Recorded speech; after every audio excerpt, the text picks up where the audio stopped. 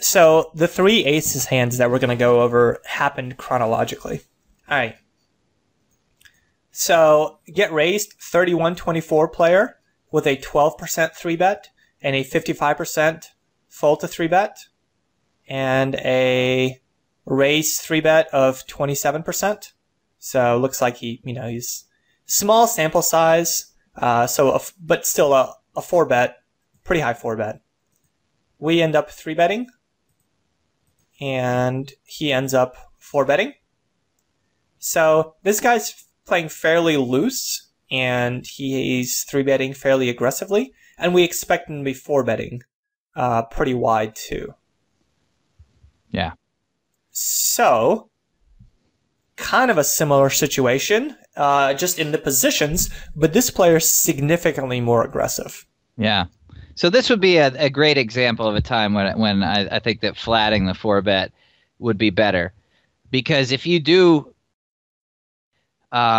shove here, you're really only targeting his coolers. The thing about a 31-24, he may not be a great player, but he's also not some huge fish. He's probably not over here just getting it in with ace-jack, for example. Right, and he might...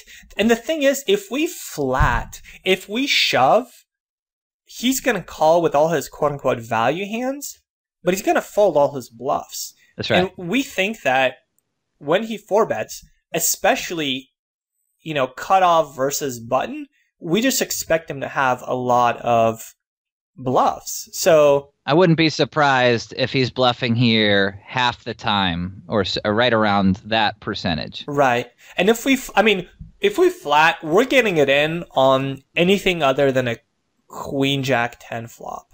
We might even, honestly, I might even get it in on a Queen Jack 10 flop just because. Yeah, I don't think you should really be making too many huge folds in a 4-bet pot. So, yeah, I might write that one off as a cooler as well. But I did end up calling, and this is the flop. So now he checks, which is interesting. What do you think? Well, it's not going to take very big bets to get all in here with this much in the middle. It'll really only take, I do think you should bet, and I think a bet size, let's see, you bet 8 into 23? Yeah.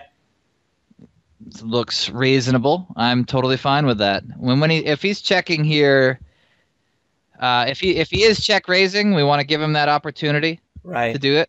And if he is check calling, I think that'll tell us a lot about his hand. Right. If he's just check folding, it means he's just giving up, and he probably wasn't going to start bluffing later in the hand. If he just snap folds here, maybe you caught him with ace-king and he's given up. That would be unfortunate because we probably missed a cooler spot. But other than that, he's probably just giving up, and we weren't going to get much action by checking. Do you like that bet size?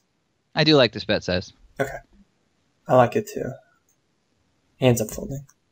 But yeah, and my guess is his plan was to give up once he called. If he didn't, flop the world. I definitely like the way we played both pre-flop and the bet sizing on the flop in this hand. So agreed.